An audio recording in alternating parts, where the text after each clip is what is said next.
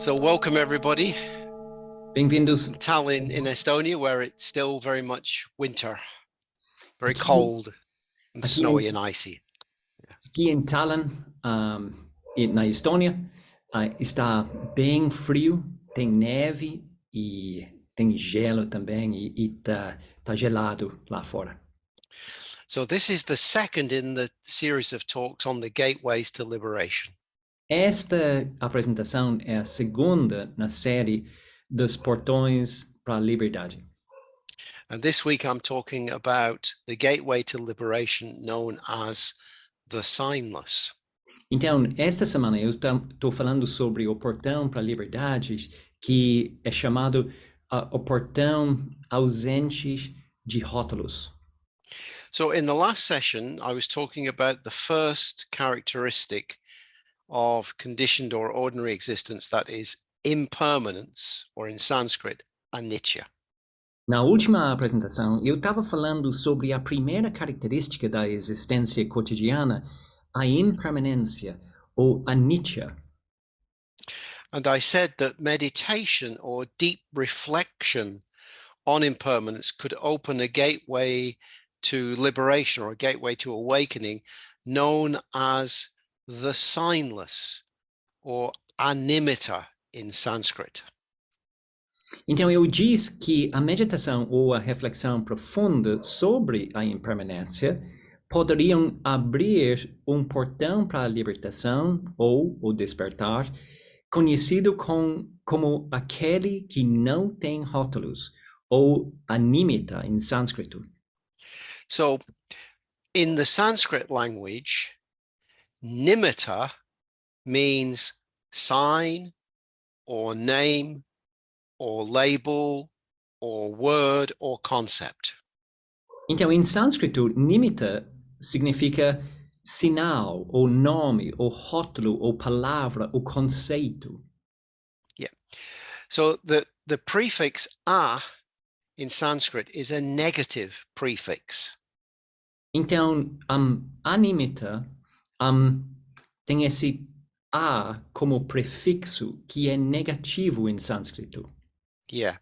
So animitta means without a sign, without a name or label or word or concept. Então, animitta significa ausente de rótulo, ou nome, ou sinal, palavra, ou conceito. Yeah. So animitta means the signless, without sign. Ou seja, animitta significa aquilo que está ausente de rótulos ou nomes. Yep. So this word animitta, or the signless, for me conjures up a sense of a wordless experience, an experience that goes beyond words and concepts, that can't be grasped by labels or words.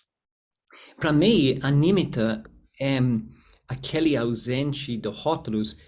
Essa experiência evoca uma experiência sem palavras, uma experiência que vai além de palavras e conceitos, que não pode ser compreendido por rótulos ou palavras. Now, of course, we live in a world that is necessarily dominated by words or signs. Claro que vivemos em mundo necessariamente dominado por palavras ou rótulos. Without attaching labels or words to things or phenomena or people, we could not live our ordinary lives. Não poderíamos viver nossas vidas cotidianas sem colocar etiquetas ou rótulos em coisas, fenômenos ou pessoas. The problem comes, as far as the Buddha is concerned, when we limit our understanding of things just to those labels or words. O problema vem, segundo o Buda, quando limitamos nossa compreensão das coisas apenas a esses rótulos. So when we label or give a name or a word to things, we fix them as if they were unchanging, separately existing subjects or objects. Quando rotulamos ou nomeamos as coisas, solidificamos elas, como se elas fossem sujeitos ou objetos imutáveis, existem separadamente de todo o resto. We do not see them in their fullness and in their depth. Não as vemos em sua plenitude e profundidade. We mistake a conventionally useful and necessary linguistic device for the true nature of the phenomena or the thing. Confundimos uma convenção linguística útil e necessária com a verdadeira natureza do fenômeno ou coisa. If we could see them in their fullness, then we could break through to awakening. Se pudéssemos vê-los em sua plenitude, então poderíamos romper barreiras e alcançar o grande despertar. So just to be clear, I am not saying that signs or words can be dispensed with, that we can get rid of them. Então, só para deixar essa fala claro, né? Não estou dizendo que rótulos ou palavras podem ser simplesmente dispensados. It says we can use words and concepts to go beyond words and concepts. Então, como diz Sangharakshita, o fundador da nossa ordem, podemos usar palavras e conceitos para ir além dos conceitos. So let me give you an example. Deixe-me dar exemplo. So if I'm leading a meditation, I often start by asking the practitioners to first notice the sounds that they can hear. Muitas vezes começo a conduzir uma meditação, né, aqui no centro, pedindo aos praticantes que em primeiro lugar, que percebem os sons que eles podem ouvir. And I ask them to notice a tendency to simply dismiss the sounds with a label of recognition. Peço-lhes que percebem qualquer tendência a simplesmente associar aos sons rótulo de reconhecimento. And I ask them to notice a tendency to categorize the sounds as good or bad, pleasant or unpleasant. Convidando as pessoas a perceber qualquer tendência também a simplesmente categorizá-los, os sons, como bons ou ruins. Then I ask them to go beyond that labeling. Então, daí eu peço para eles vão além desse processo de rotular. To notice the detail of how the sounds change, how they're coming and going, varying in intensity of loudness or tone. Seja o som agradável ou desagradável, eu peço-lhes que percebam os detalhes de como os sons mudam, surgindo e passando, variando em intensidade de sonoridade ou tom. And then I ask them to allow themselves to be simply aware of without any labels. Então, daí eu peço para eles ficarem permanecendo com estado que permite que os sons simplesmente pode virar uma mudança de fluxo de sons. And then I go through other named categories of experience, body sensations, thoughts, images, emotions, in the same way. Aí eu passo por outras categorias de experiências, cada uma nomeada, sensações corporais, pensamentos, imagens, emoções, da mesma forma, pedindo a todo mundo que estejam cientes dos diferentes tipos de experiências, permitindo-se simplesmente estar atento às mudanças do fluxo de experiência. I think you added the rest of the sentence that I hadn't said there. Go ahead. So basically, I asked them just to be aware of the different types of experience without using labels, just to be aware of the changing flow of experience. Então, daí, só repetindo, né, eu peço para eles a ficar cientes dos diferentes tipos de experiências, permitindo-se simplesmente estar atentos às mudanças do fluxo de experiência. Yeah. So sometimes guidance using words and concepts and categories is useful to help the process of becoming interested and absorbed in the meditation. Assim, usando palavras às vezes na orientação, ou conceitos ou categorias, é útil para ajudar o processo de cultivar interesse e absorção mais profunda na meditação. But after that, any words or concepts can be let go of as the meditator enters into a wider, wordless, changing flow of experience.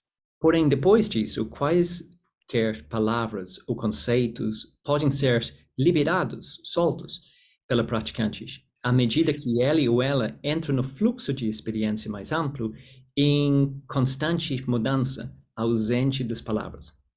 So that's an example of how using words and categories and labels can help us to start the process of meditation.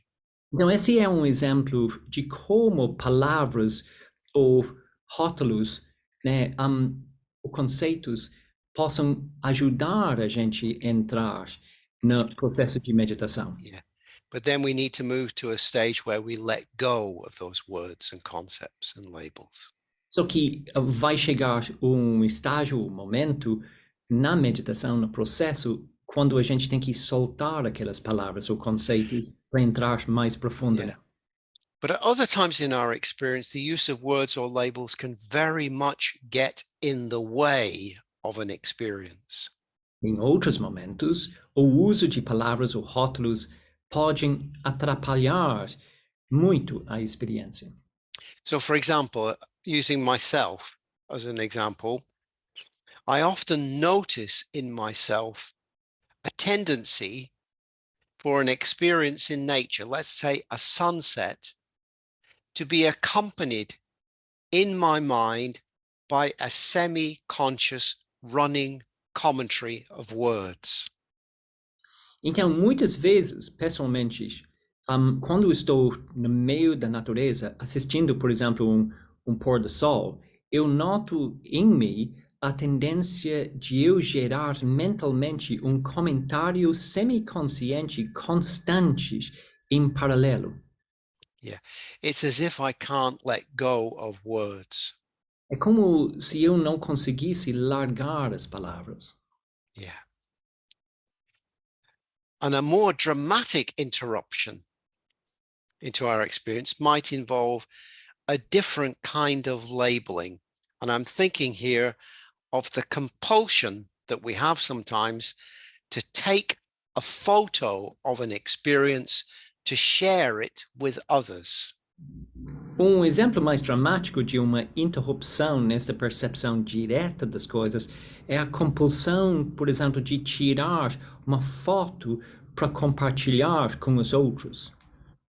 Now, there might be a good motivation in wanting to share that photo, but when you stop to take the photo, in the process of that, the beauty of the flow of the experience is lost. Então, provavelmente tem uma bela motivação na hora de tirar aquela foto para compartilhar com os outros. Só que, de fato, no processo, né, a gente perde a beleza do fluxo naquele momento. Yeah. So William Blake, the English poet and mystic, understood this problem very well. William Blake, o poeta e místico inglês, entendeu muito bem isto. He wrote this verse. E ele escreveu esse verso. It's actually he who binds to himself a joy does the winged life destroy. But he who kisses the joy as it flies lives in eternity's sunrise. Aquele que se deixa prender por uma alegria rasga as asas da vida. Aquele que beija a alegria enquanto ela voa, vive no amanhecer da eternidade. Yeah, I love that poem. It's very beautiful. It gets over very strongly the idea of how words or labels can interrupt the beauty of the flow. Eu adoro essa poesia bem simples e ele transmite como as palavras, os rótulos, interrompem o fluxo da experiência. So the process of labeling, of capturing something, of trying to fix something with a word or collection of words becomes a grasping, a desire in some way to control what is happening. O processo de rotulagem, de prender algo ou tentar solidificar algo, com uma palavra ou uma coleção de palavras, torna-se um ato de agarrar aquilo, uma vontade de controlar o que está acontecendo. Instead of allowing ourselves to be part of something much more and bigger, we instead strengthen the hold of the ego. E ao invés de nós permitirmos participar na mesma experiência de forma mais ampla, reforçamos o domínio do nosso ego. So now I want to take a very different angle or approach to this issue of the wordless or the signless. Então, agora eu quero entrar no mesmo assunto daquilo que não tem rótulos por um outro ângulo. So I'm going to bring in an Argentinian writer called Alberto Manguel. And in particular, I'm going to bring in his book called A History of Reading. Então, quero trazer escritor argentino, Alberto Manguel, e especialmente o seu livro, A História da Leitura. And he is very interested in talking about words and the art of translation from one language to another. Manguel tem muito interesse em contemplar, né, a relação entre, né, a arte de traduzir e o uso das palavras. So he describes how the 19th century German scholar Alexander von Humboldt suggested that each language possesses an inner linguistic shape which expresses the particular universe or world of the people who speak it. Ele descreve como, em 1836, o estudioso alemão Alexander von Humboldt sugeriu que, por natureza, cada língua já possui uma forma linguística interior que expressa o universo particular das pessoas que a usam. So as he says, in principle, this would imply that no word in any given language is exactly identical to any word in any other language.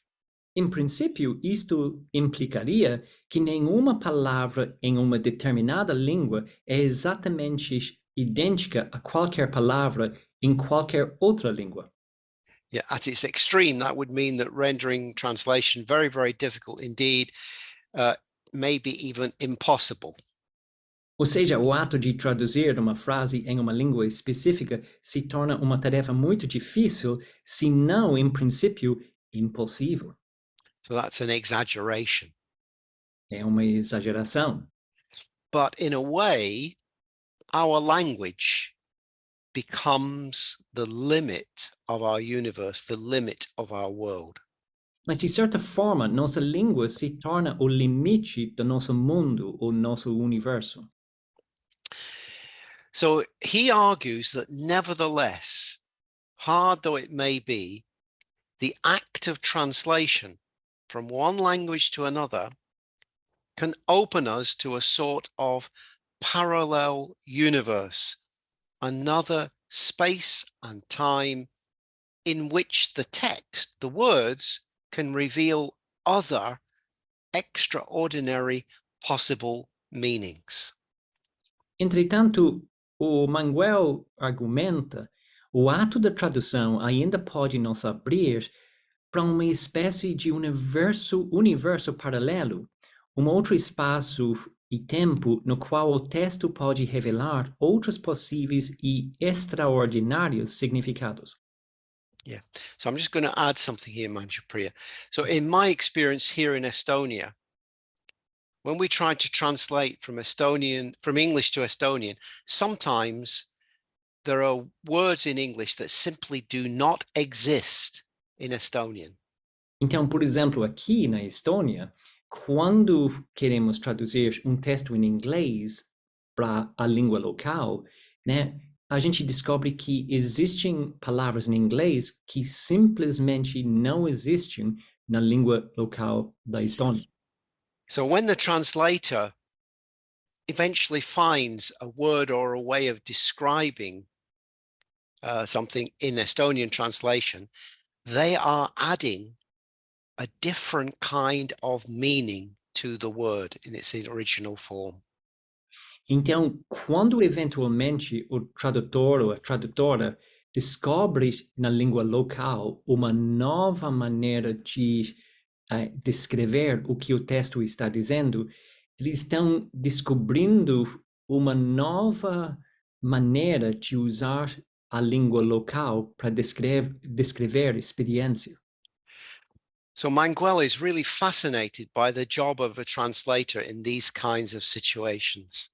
Então, o Manguel está fascinado com o que o tradutor ou a tradutora está fazendo nessas situações. And he writes this: E ele conclui: for these meanings, however, there are no words, since they exist in the intuitive no man's land between the language of the original and the language of the translator.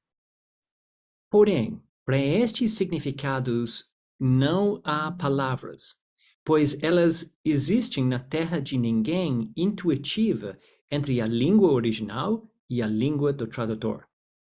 Yeah. And he writes more. He's sitting in a cafe in Paris, right next to actually the studio where Rodin, the sculptor, used to work. Então, ele escreve mais um pouco, descrevendo uma cena em Paris, onde ele está sentado em um café do lado do estúdio onde o escultor francês Rodin trabalhava. Yeah. And the German poet Rainer Maria Rilke, for a while, was the secretary to Rodin, the sculptor. E o poeta Rainer Maria Rilke, o alemão, era o secretário para esse escultor Yeah. Rodin. And when he was living in Paris, Rainer Maria Rilke, he came across a set of poems by a 16th century French woman called Louise Labé. Então, quando ele estava em Paris, nessa função, né, Rilke achou uma série de poesias de uma poeta francesa, né, Louise Labé, do século XVI. Yeah. And he translated these poems into German. E Rilke traduziu essas poesias em alemão. And this isn't in the talk, Manjupriya, but it's very interesting. He was severely criticized for those translations. E Rilke, no ato de traduzir essas poesias, recebeu muitas críticas. And why was he criticized? E por que ele recebeu essas críticas? Because he changed the meaning of the poems and made them better. Porque ele mudou o significado das palavras das poesias e melhorou as poesias. Yeah. So you have to imagine Alberto Manguel sitting in this cafe, maybe where Rilke himself sat in the past, in Paris. Essa cena é curioso porque, né, Manguel está sentado em um café e pode imaginar que talvez Rilke estava sentado lá no mesmo lugar no passado. And on the table in front of him, he has a set of poems by original poems by Louise Labé and another set of translated poems by Rainer Maria Rilke. Então, na mesa em frente dele, ele tem um conjunto original de poesias da francesa Louise Labé e também a tradução dessas poesias feitas pelo alemão Rainer Maria Rilke. Yeah, so he's reading the two sets of poems side by side. E ele está lá lendo as duas séries de poesias, lado a lado. And he says this about the experience. E sobre a experiência, ele diz assim: I must apprehend these words intimately. Devo aprender essas palavras intimamente, No longer through any explicatory language, não mais através de qualquer língua explicativa, but as an overwhelming, immediate, wordless experience that both recreates and redefines the world through the page and far beyond it. mas como uma experiência intensa e imediata que existe além das palavras e que tanto recria e redefine o mundo através da página e muito além dela. So in the process of reading these two versions of the poem side by side, he's lifted into another universe, a wordless universe. Então, na experiência de sentar lá no café, lendo as duas versões, ele está sendo elevado para uma experiência que vai além das palavras. So that's looking at the signless through a literary perspective. Então, estamos olhando ao portão de sem rótulos pela perspectiva literária. Yeah. And now I want to look at the signless through the perspective of music. Agora eu quero olhar para o portão ausente de rótulos através de música. And in particular, I want to look at the composition and the music of the Estonian composer named Arvo Pärt. E em particular, quero contemplar, junto com vocês, a arte de composição e a música do compositor e músico estoniano Arvo Pärt. So he's a living classical music composer. He's still alive and still composing. Então, ele é compositor vivo e contemporâneo. And I'm told that of all the living classical music composers, his music sells the most in the world of all the living classical music composers. E de todos os compositores de música clássica que estão vivos neste momento, eu ouvi falar que é a música dele que vende mais no mundo. Yeah. So Arvo Pärt, of course, spent many, many years learning the complex technicalities and labeling systems of music and how to write music. Pärt passou anos na Estônia aprendendo os complexos aspectos técnicos da composição musical, então todas as convenções de como escrever música. So he was thoroughly trained in all the complex technicalities of classical music. Então ele teve treinamento muito profundo em todas as técnicas da composição musical. But if you've ever listened to any of his compositions, you'll realize that often they are incredibly simple. Mas se você já prestou atenção na música dele, você vai perceber que são composições muito simples. So simple, as he tells it, on one occasion, the players and the singers had great difficulty relating to what was before them on paper and performing them as usual, what was written down. They couldn't do it. It was so simple. Então, até ele conta uma história de que uma vez os músicos e cantores olharam para essa música na partitura tão simples que eles tiveram grandes dificuldades em se relacionar com o que havia diante deles na partitura com a execução do que estava escrito lá, né? Ou seja, eles não conseguiram. Yeah.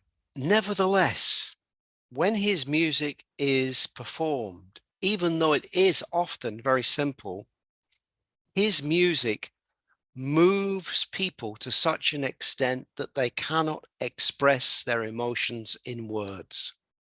No entanto, apesar da ausência das instruções habituais e da complexidade, né, sua música move as pessoas de tal forma que elas têm dificuldade de se expressar em palavras. So one music reviewer wrote this about Arvo Pärt's music. Crítico de música escreveu isto sobre a música de Arvo Pärt. Because the pieces are so simple, some people grumble in classical music circles about his work. Porque as peças são tão simples, há alguns resmungos nos círculos da música clássica sobre o trabalho da Pärt. They say he's not serious, it's too simple. Eles dizem que ele não é sério, que a música é muito simples. But this music reviewer writes, I don't care at all what they say. E esse crítico de música continua, eu não me importo com nada disso. His compositions split me open like I was an oyster. As composições de Pärt me abriram como se eu fosse uma ostra. And the way they did it was by exploiting the simple harmonies of ancient Western music. E ajudando a explorar as harmonias simples da música ocidental antiga. He adds, I can't fully explain what it is about this simplicity that moves me so much. Ele acrescentou, não consigo explicar completamente o que é essa simplicidade e essa tonalidade que comovia tanto. And I'm not sure I want to try to explain. E eu não tenho certeza se eu quero. Yeah. Another reviewer describes what happened in a concert in New York of Arvo Pärt's music. Outro crítico descreve o impacto de concerto da música de Arvo Pärt em Nova York. And he writes this about Arvo Pärt's music. Escrevendo isso sobre a música do compositor. Yeah. What is most significant is that Arvo Pärt writes music often even without words, and yet the meaning of the music is very clear. O que é mais significativo é que ele o faz tudo sem uma agenda, sem ser insistente, muitas vezes até mesmo sem palavras, mas o significado permanece claro. Transcendence is possible. A transcendência é possível. Despite the fact that the shape of the transcendence varies from individual to individual. Apesar do fato de que a forma que ela assume varia do indivíduo para indivíduo. So the very simplicity, the very lack, if you like, of concepts and technicalities lifts people into a transcendental space. Então, a ausência de complexidade e de detalhe eleva as pessoas para espaço transcendental. And where does Arvo Pärt get the power to give people a glimpse of the transcendental through his music? E de onde vem este poder de dar às pessoas vislumbre do transcendental? He says that power comes out of a wordless silence. Ele diz que esse poder surge de silêncio ausente de palavras. Yeah. So he says this particular, I'm going to quote what he says about one of his compositions called Te Deum. Então eu vou só citar o que ele diz sobre uma das composições dele, chamado Te Deum.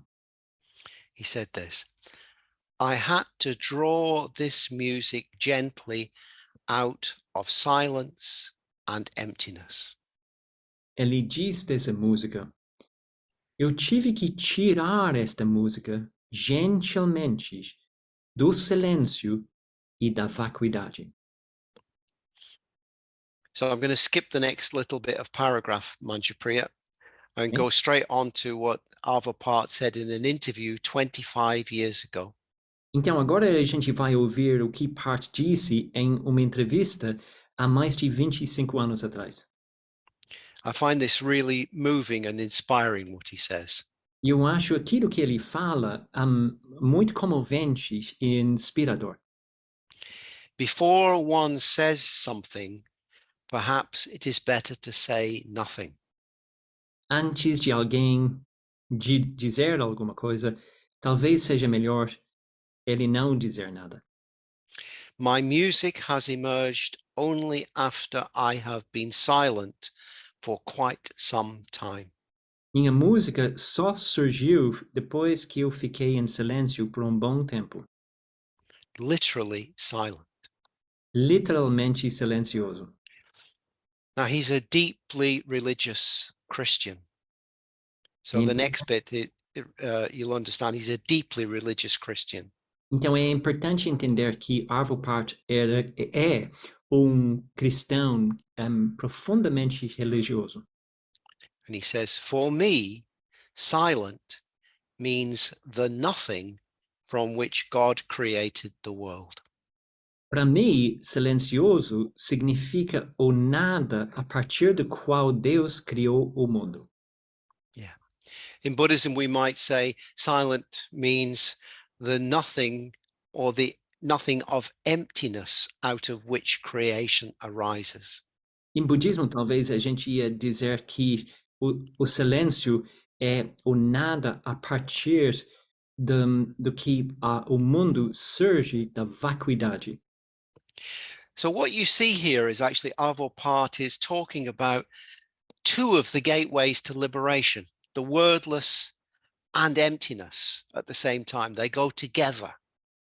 Então, aqui, Arvo Pärt está juntando os dois primeiros temas dessa série, o portão para a liberdade que está sem rótulos e também o próximo, que é aquele que tem a ver com insubstancialidade. I think this is important because although we describe the gateways differently, they actually overlap and intertwine a lot. So Então, the wordless and the emptiness intertwine. a gente vai ver com o tempo um outro portão, o portão da vacuidade, e é importante entender que esses ensinamentos não são separados, mas vai influenciando o outro. Now I want to shift again now to a different angle, but it's staying with the wordless and it still relates to a musician. Então, quero ficar com músicos e mudar a ênfase para falar sobre um outro aspecto do portão sem rótulos. So this is a very different musician who used to live in Sao Paulo, Nick Cave.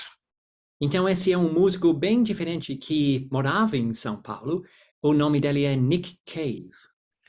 And he tells a story which I find incredibly moving, which I want to share with you. E ele conta uma história que me comove muito. So you may be aware that in 2015, his 15-year-old son, Arthur, tragically died. Talvez vocês sabem que em 2015, o filho de Nick Cave, Arthur, com 15 anos, ele faleceu. So he and his wife, Arthur's mother, are living together in a place called Brighton on the south coast of England. E essa tragédia aconteceu em Brighton, no sul da Inglaterra, onde Nick Cave estava morando com o filho e a esposa. Yeah, and for a long time after Arthur's death, it was very difficult for Nick Cave to leave the house and go outside. E por bom tempo depois dessa tragédia, foi muito difícil para Nick Cave sair da casa e ir para a cidade. But in a recent interview, he describes what happened the first time he left the house to go outside into a public setting in Brighton. Em uma entrevista publicada recentemente, ele conta sobre a primeira ocasião em que se aventurou ao ar livre em ambiente público após a morte do Arthur. So this is what Nick Cave says about what happened. E ele descreve a situação assim. There's a vegetarian takeaway place in Brighton called Infinity, where I used to eat sometimes. Há restaurante vegetariano em Brighton chamado Infinity, onde às vezes eu comia. I went there the first time I'd gone out in public after my son Arthur had died. Fui lá na primeira vez que saí em público após a morte do meu filho Arthur.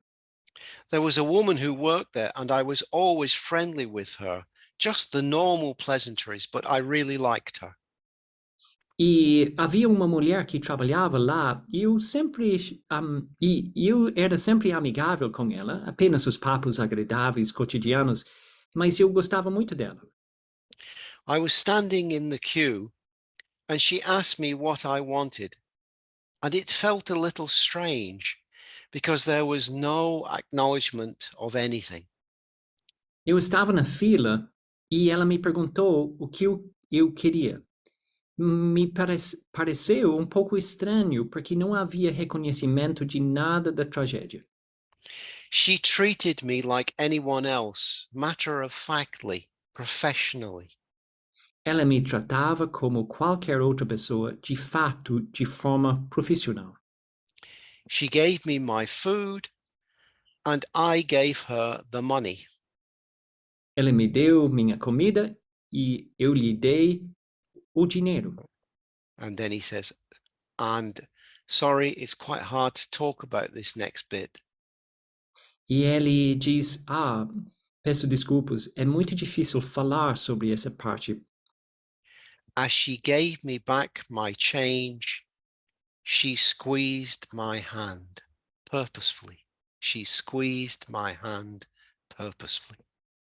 Quando ela me devolveu meu troco, ela apertou minha mão propositalmente. Ela apertou minha mão propositalmente. It was such a quiet act of kindness. Foi ato de gentileza tão silencioso. The simplest and most articulate of gestures, but at the same time, it meant more than all that anybody had tried to tell me. O mais simples e mais articulado dos gestos, mas ao mesmo tempo significou mais do que tudo o que alguém já tentou me dizer. It meant more, because of the failure of language in the face of catastrophe. O ato dela acontecendo diante da catástrofe por causa do fracasso da linguagem. She wished the best for me in that moment. Naquele momento, ela desejou o melhor para mim. And this is the bit that really does move me. The whole story moves me, but this next bit really moves me. Mas a história toda me comove, mas essa parte realmente me comove. He says, there was something truly moving to me about that simple, wordless act of compassion. Havia algo realmente comovente para mim naquele simples ato de compaixão ausente de palavras. Yeah. So, words and language are not always needed or necessary to convey meaning. Então, palavras ou conceitos, rótulos, não são necessárias para transmitir, amor ou compaixão ou significado.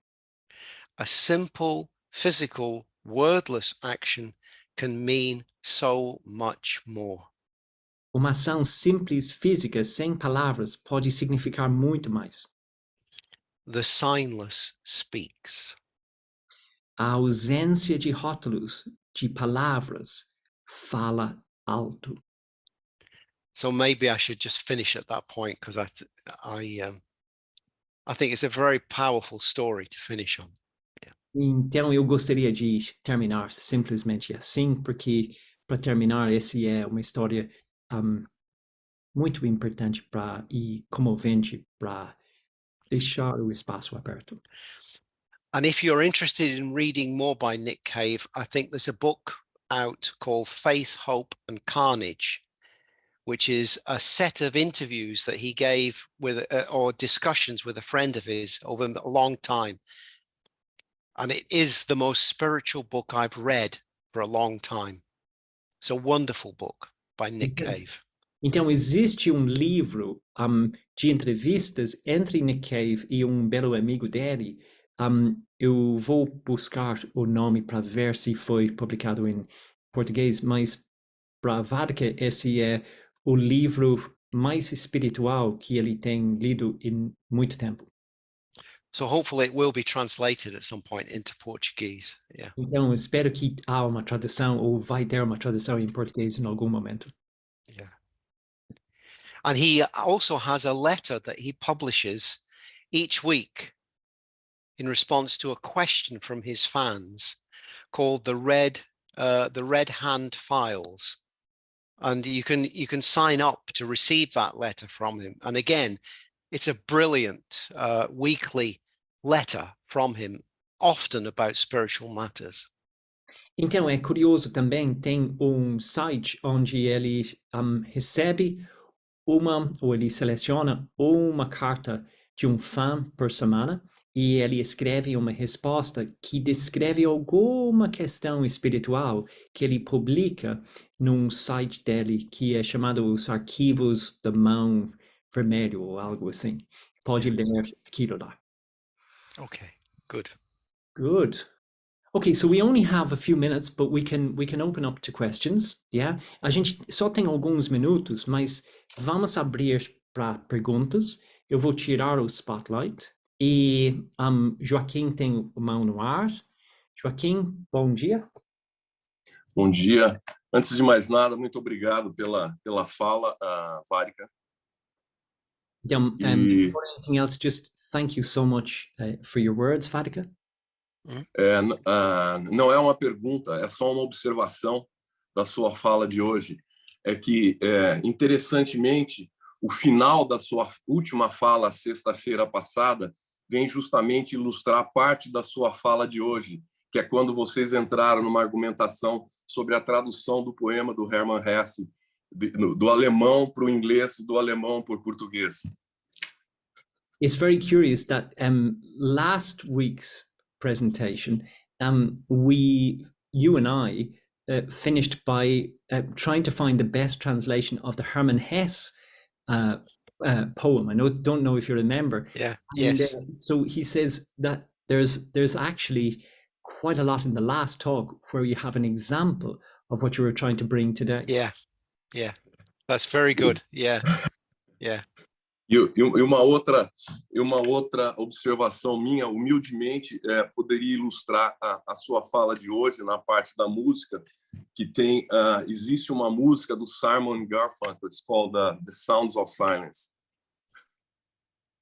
Qual é The Sounds of? Silence. Oh, Silence. Yeah. Então, uma outra opinião só de uma música que vem agora é de Simon e Garfunkel. Yes. Yes. Yeah. So you've heard that. So, yeah. So, That's very good. Yeah. Bom dia, Vaddhaka, Manjupri, a todos.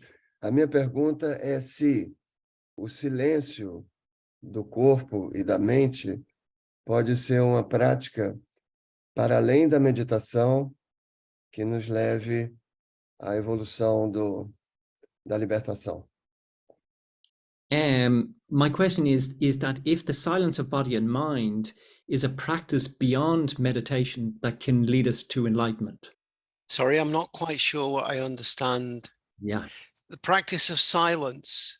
Of body and mind is a cannot practice be beyond meditation. yeah. And Yes, cannot be well, yes. Well, I would put it a different way, that I think practicing silence, of course, is something that you can do in everyday life, not just in meditation. Então, eu ia dizer que a prática de silêncio é algo que pode realizar no dia a dia, não é só em meditação. Yeah. And it is interesting what I was saying, that how I notice that. So if I'm watching a sunset, I notice that in my mind, there's a whole set of words going through. Like, that's a beautiful red.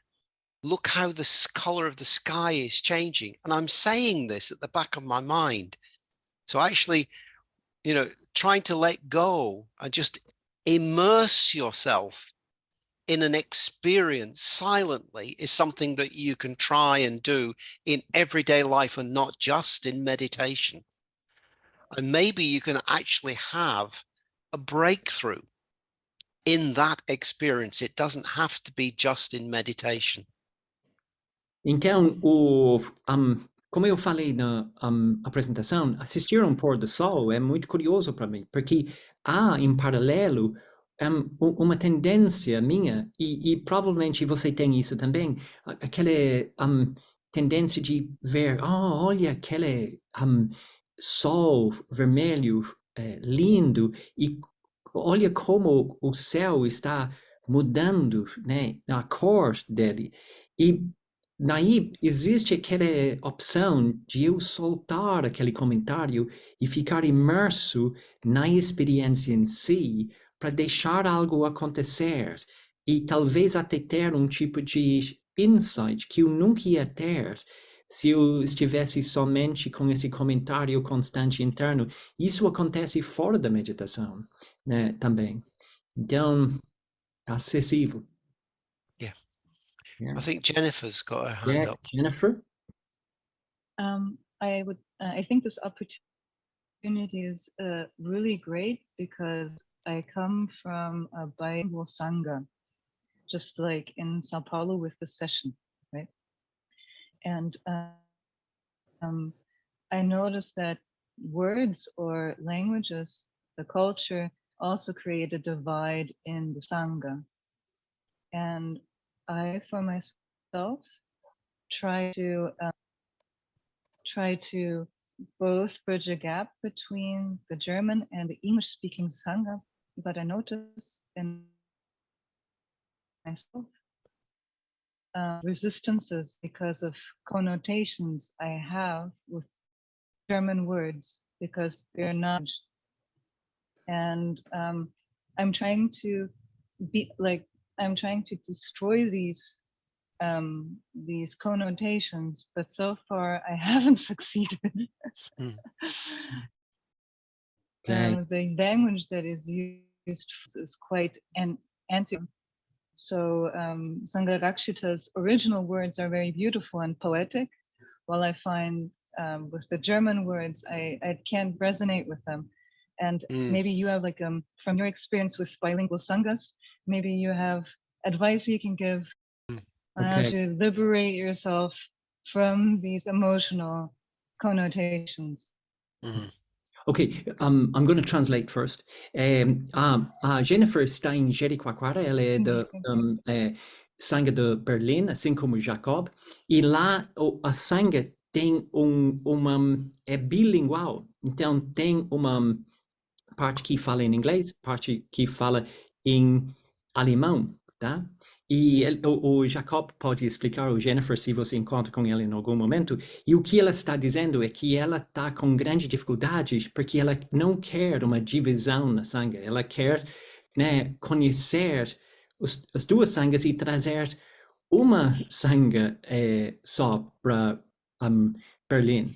Mas ela acha que na hora de usar, né, alemão ou inglês, ela está encontrando com resistências e ela mesmo acha que é difícil para ela se relacionar com, por exemplo, a escrita da Sangharakshita, que em inglês é muito poética, mas ela não ressoa muito com a tradução em alemão porque perde essa poesia para ela. Então, ela está pedindo alguma orientação para uma sangha que é bilíngue. Okay, I think I understand. So it's a very interesting experience here in Estonia when we have say a Sangharakshita original or original talk by myself, and they're translated into Estonian. And quite often people will come to me and they will say that the translations work to some extent, but they don't feel the same emotional connection as they do sometimes with the English original. Now that's because they can speak both languages. And sometimes actually what works best is to have both. Actually to read it in its original and to read the translation. And then what might happen is you move into a space that is not the same as the original and not the same as the translation, but it's going to have greater meaning for you. Então, And that's a good space to be. Então, o Vaddhaka está dizendo que em Estônia existe a mesma coisa e provavelmente em qualquer situação. Lá ele dá uma palestra, por exemplo, e as pessoas locais traduzem e publicam a tradução. E pessoas que conhecem as duas línguas, inglês e a língua da Estônia, vêm depois e falam que, olha, a tradução ajuda, mas o sentir, né, está perdido o sentir original está perdido na tradução. E então, o que Vaddhaka está dizendo aqui, nesse tipo de caso, pode fazer aquilo que o escritor argentino fez, de trazer, se você consegue, as duas traduções, e talvez vai ter uma experiência parecida, de ficar em um novo mundo de significado, né, entre os dois textos, vendo o que realmente o autor, o palestrante original quis transmitir. Novas maneiras para dentro de significados. Yeah, good. Thanks, Manchupriya. Yeah. So, traduzir, como vocês estão vendo, até eu aqui traduzindo, é um trabalho para tentar achar as palavras, né? So, thank you so much, Vaddhaka, for a wonderful talk. Very moving to hear how you see this area and the examples that you've brought. And I'm sure that this sort of thing we'll be talking about quite a bit in our interactions here. Então, eu quero só agradecer a escolha de exemplos que Vaddhaka trouxe, que é uma escolha muito com uma sensibilidade que ajuda a gente a acessar algo que é difícil transmitir, a realidade além dos rótulos. So we'll have possibly a presentation in 1 week, and I hope that you can feel comfortable that if there's any problems at all, we'll just go to next week. So see you next week. We'll see you next week. Thanks for everything. Great. Até a semana Bye-bye. que vem. Ciao. Bye-bye.